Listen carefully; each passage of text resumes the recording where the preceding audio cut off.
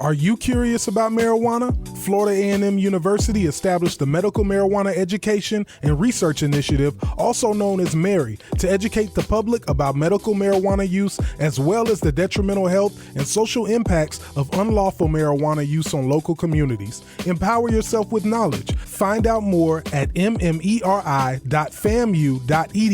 mmeri.famu.edu. McGARY. Educate, learn, talk.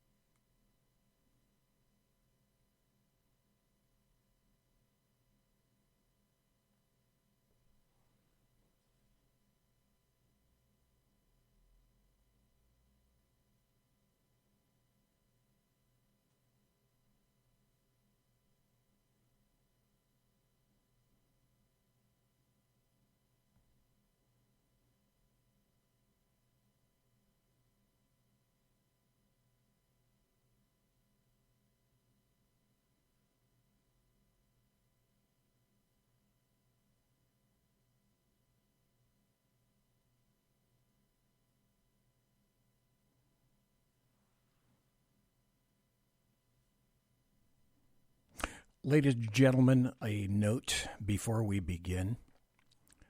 A great friend of the show, Roger Dillon, who was constantly in the chat room as Sergeant Booker, passed away 3 days ago, Monday, November 1st, at the age of 63, from medical complications. He recently retired from the same department I worked for, and sadly I worked around him, but never directly with him.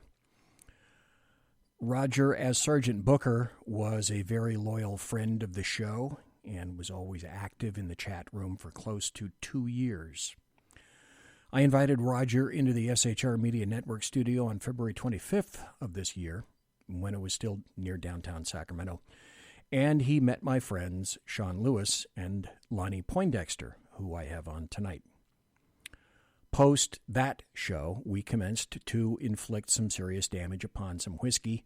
We told some tales. They were great stories and great times, and when we ceased, it was late.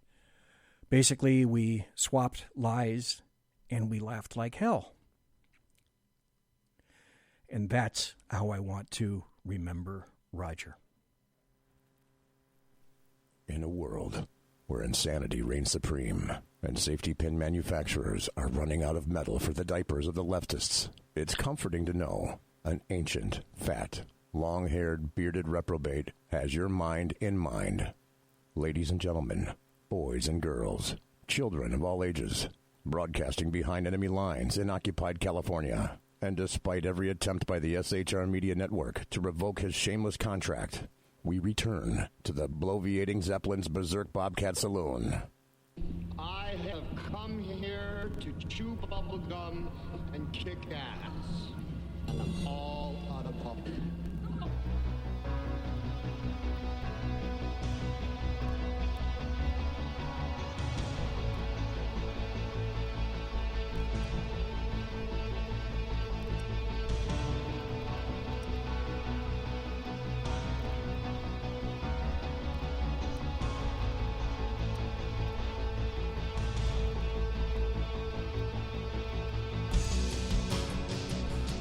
Ladies and gentlemen, boys and girls, children of all ages, welcome to the Bloviating Zeppelin's Berserk Bobcat Saloon radio show. You got a belly up to the bar, we've kept your seat, and it's great to see you back. Fluffy is going to be your bartender tonight. He pours with the best of them, and the lava lamp is lighted for me, but sadly not lighted for you, because I am on audio only due to, as you well know, internet complications when I come back with the show. Fully after having moved. I will be back on video, and I hope an entirely new and much better, more substantial host, like fiber optic for example, which will really work well for me. If I told you the rate at which I get my internet right now, you would be very sad or wondering, gee, is it still 1923 where BZ is? And apparently, yes, it is. But I got to tell you this. We don't water our drinks just like we don't water our conversation. Politics, religion, crime, culture, economics, race, sex, science, law. We talk about it all right here at the saloon. Nothing is sacred. The speech is free, but the booze is not. And all we ask is that you flush the toilet, jiggle the handle, and don't forget to tip your waitress. This is going to be a great show if I can pull it off, because I'm already having internet issues. So let's see if I can make this thing going, if I can light this candle and get it going. Also, a programming note which I will mention at the conclusion of the show.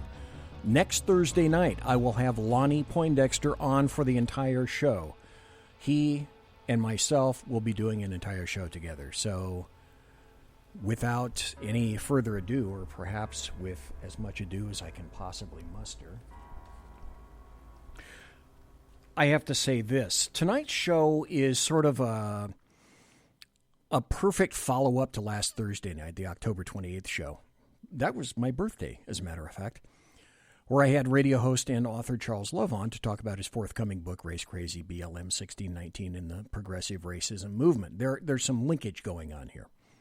So Charles Love spoke about his book, which is described as The Progressive Path Has Gone Race Crazy. And they want to take America down the same path of insanity. When did America become obsessed with racial differences? After decades of progress, healing real-world prejudices and anger, we suddenly live in an America where we're expected to view every single thing through the lens of race. That's true. That's accurate. Then Charles Love gave me a startling revelation, which I'll mention here in a little bit. One that I was absolutely not aware of, and something was hiding in plain sight.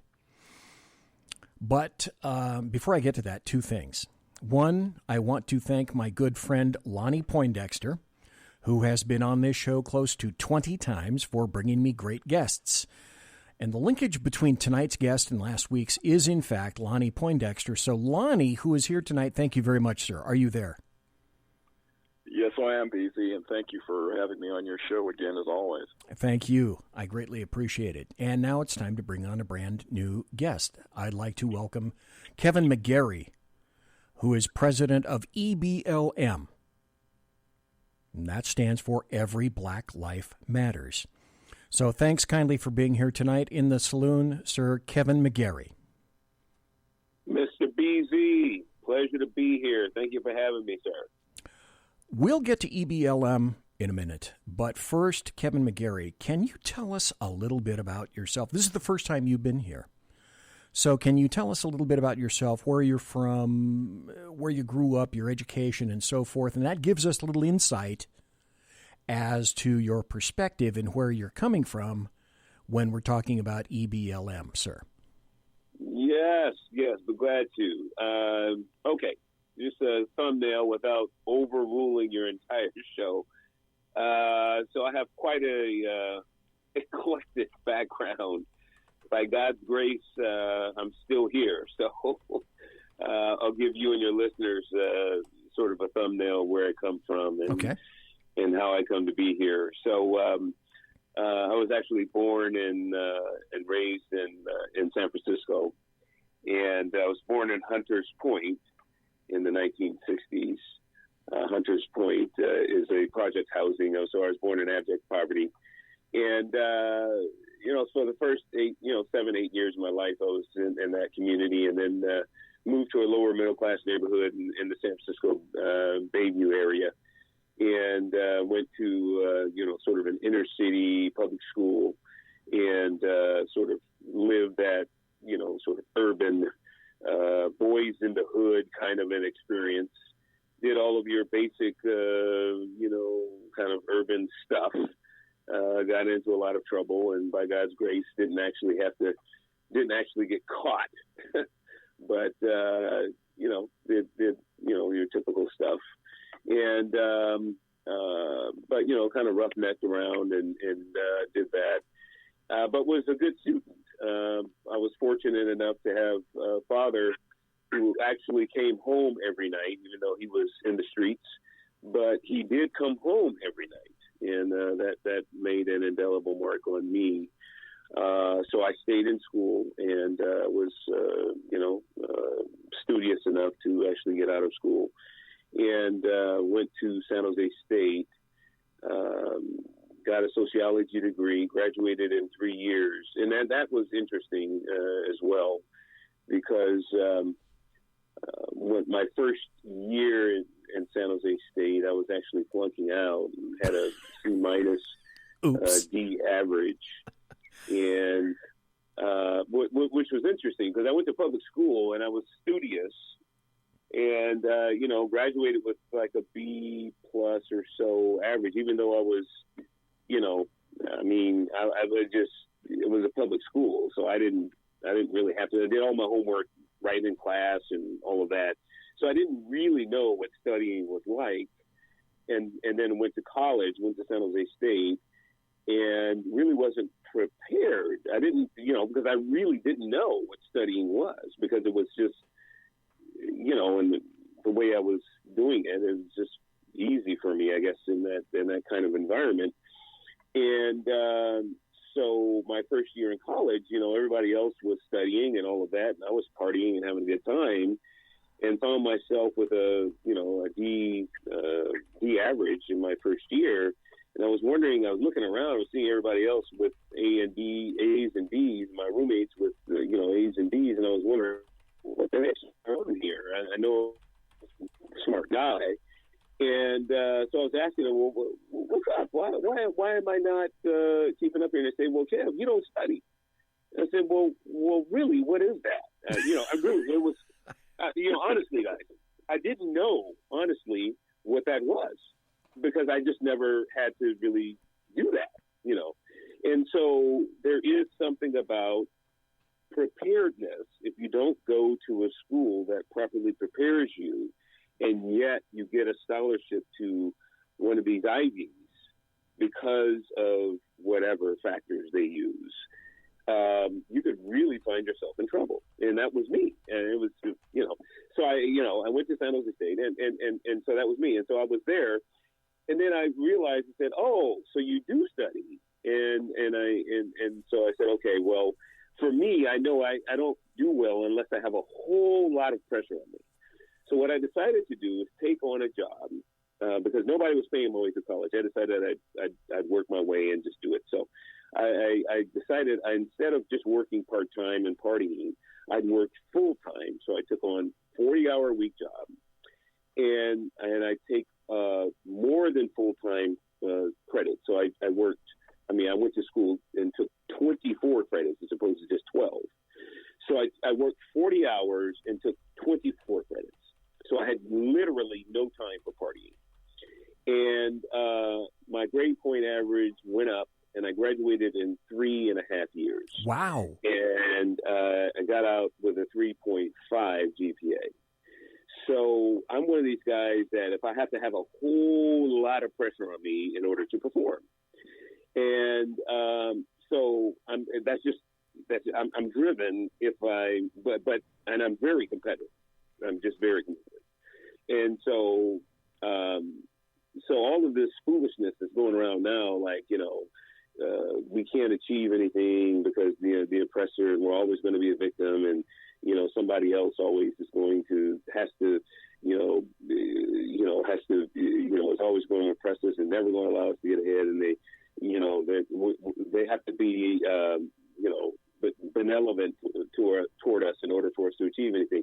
I mean, I was well above the white boys in my class and all the other white students in my class after I got a clue that you actually have to you have to study, So and I was overachieving everybody because I was just that kind of competitive, So anyway, so that's what drove me there, and then.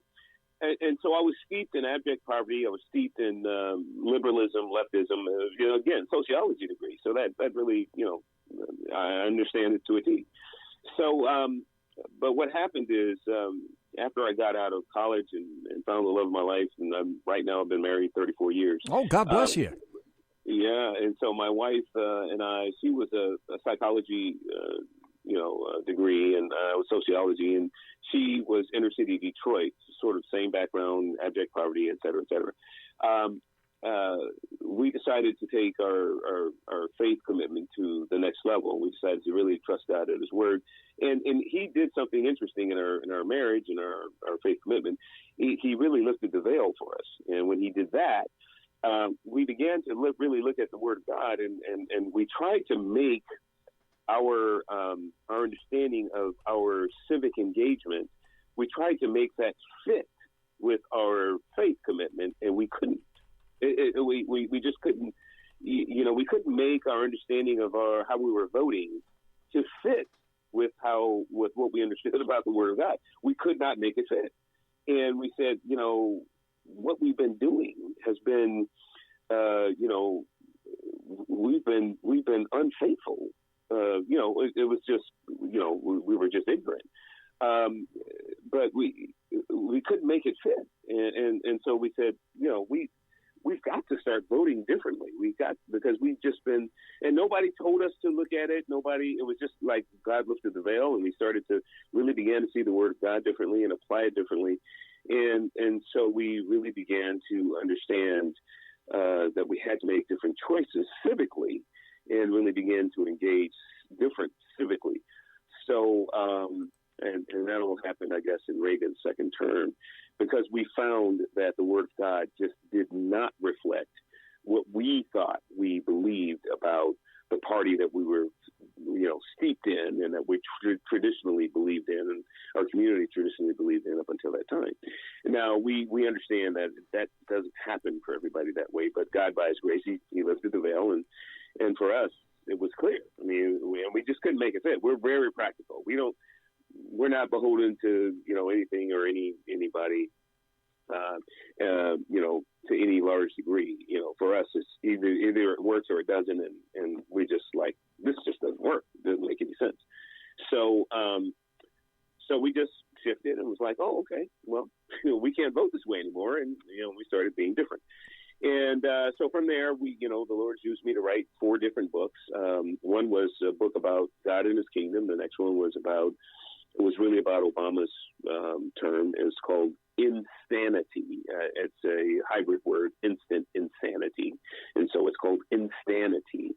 The next one was about social justice. It's called Justly Justice. And then the last one was really about the war on women. It's called The War on Women, From the Root to the Fruit. That was just published last year. And that's more about spiritual warfare, Genesis 3:15. It's not the war on women from the sort of, radical feminist point of view. It's really Genesis 3:15. You understand what that is. It's really confirming that the war on women didn't start with the current nomenclature. It started with the Garden of Eden, and everything that we're going through right now is actually connected to what happened in Eden. So anyway, that's a thumbnail. I know it's a mouthful, but that's kind of a little bit of my background. Hopefully that makes sense. So, folks, we're talking to Kevin McGARY of EBLM, Every Black Life Matters, and we will get into that. Clearly, you kind of, I was going to ask you what part religion has played in your life, but you pretty much went over that already. But the first thing as I was listening to you, in terms of achievement, you needed the pressure, etc. The first thing I wondered was, okay, are you a type A personality type of guy? Definitely. Okay. I think Lonnie can probably attest to that. He's known me for a number of years in different capacities, but I'm not. I'm a driven type and a type A type, but I'm not overbearing. I mean, I won't just run over people. God's worked some of those rough edges out, but if you know me, you know I'm a type A. Okay. Yeah, he's definitely an alpha.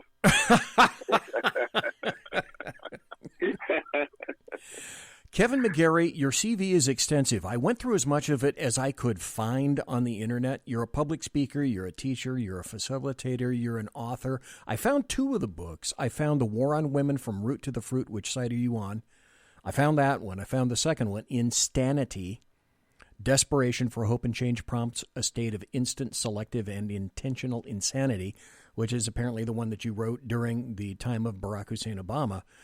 Plus, you have been active, and clearly my guess is I've missed a ton, but I do not fear that you will tell me. You've been active in a lot of organizations over the years.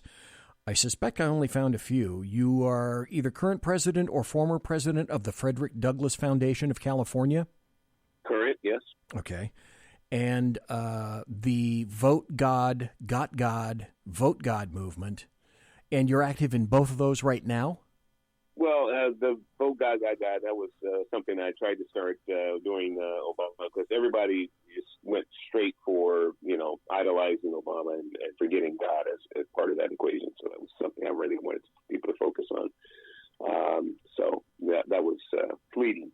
So okay. Really big off. So I got those 2. What did I leave out? Because I'm sure I left out some. Douglass Leadership Institute is, I'm an executive with the Douglass Leadership Institute, and that's borrowing from the Frederick Douglass legacy as well.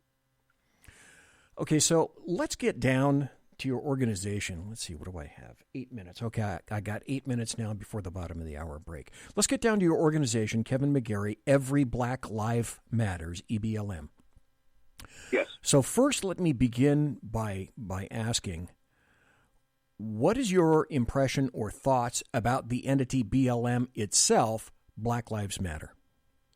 Yeah, so what we saw last summer was the carnage, the riots, the violence, all of that being precipitated as a result of George Floyd. Everybody had a different result or a different response to the 9 minutes and 40-some-odd seconds of the knee on the back of the neck. And those varying responses poured out onto the streets in our various urban centers across the United States. Now that medical marijuana is being used in Florida, you need information, and we've made it easy. Just log on to the McGARY YouTube videocast to learn about medical marijuana use in Florida. We talk to doctors, nurses, pastors, pharmacists, legislators, and law enforcement officials to bring you the most up-to-date information about medical marijuana use in Florida. Educate yourself with the McGARY YouTube videocast. Subscribe and never miss an update. MMERI.